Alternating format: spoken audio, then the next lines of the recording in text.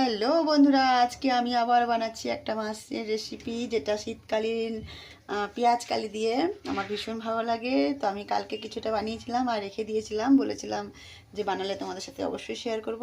তো দেখো, তেল গরম হয়ে গেছে আমার ফেভারিট কড়াইতে, দিয়ে দিলাম কিছুটা কাটা পেঁয়াজ। পেঁয়াজটাকে একটু ভেজে নেব।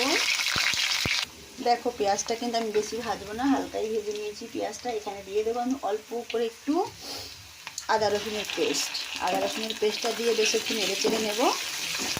নেড়ে চেড়ে নিলাম। এবার আমি দিয়ে দিলাম কেটে রাখা পেঁয়াজটা দিয়ে দিলাম। এবার আমি এটা দিয়ে দিচ্ছি একটু স্বাদ অনুসারে লবণ, তোমরাও নিজের হিসাব মতো দেবে। দিয়ে দিচ্ছি হাফ চামচ হলদি গুঁড়ো, আর দিয়ে দিচ্ছি স্পাইসি, তোমরা জানোই আমার প্রত্যেকটা রেসিপি বেশ স্পাইসি হয়। এবার দিয়ে দিচ্ছি 1 চামচ লাল লঙ্কার গুঁড়ো। আরও একটু দেবো, একটু ঝাল ঝাল না হলে মাছ খেতে ভালো লাগে না বন্ধুরা, তোমরা তো সেটা জানোই, যারা খাও তারা বেশ ভালো করেই জানো। তো এবার সব মশলাগুলো আমি বেশ ভালো করে একটু ভেজে নেব কিছুক্ষণ। মশলাটা বেশ ভাজা ভাজা হয়ে গেল। এবার আমি দিয়ে দিচ্ছি টক টক কাটা একটা টমেটো।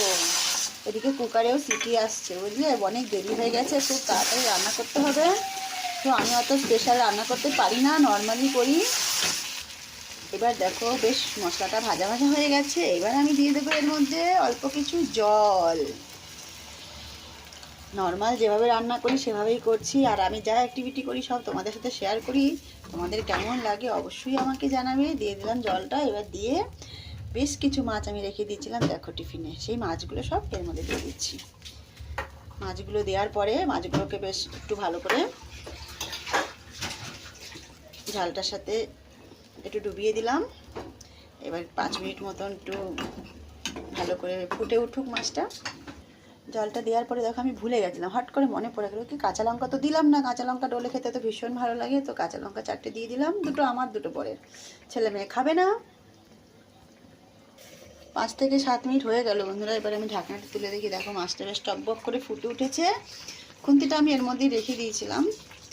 তো দেখো, এইবার আমি দিয়ে দিচ্ছি অনেকটাই ধনেপাতা কেটে রেখেছি, কাটা ধনেপাতাটা। যা লাগবে না, তোমরা অবশ্যই বলবে কিন্তু। সিম্পল রেসিপি, তোমাদের কেমন লাগলো অবশ্যই ট্রাই করবে। আমি জানি অনেকেই তোমরা সেমই বানাও, আমাদের বাঙালিদের মধ্যে বেশ এরকমই রান্নাটা হয় আমি জানি। তবুও আমার ভালো লাগে, আমি তোমাদের সাথে শেয়ার করছি। তোমাদের কেমন লাগে অবশ্যই কমেন্ট করে জানাবে, আর একটু শেয়ার করে দেবে যাতে আরও লোক দেখে। সবাইকে অনেক অনেক ভালোবাসা রইলো। সবাই ভালো থেকো, সুস্থ থেকো। আবার একটা ভিডিওর সাথে তোমাদের সাথে আমার দেখা হবে। Tata, bye bye.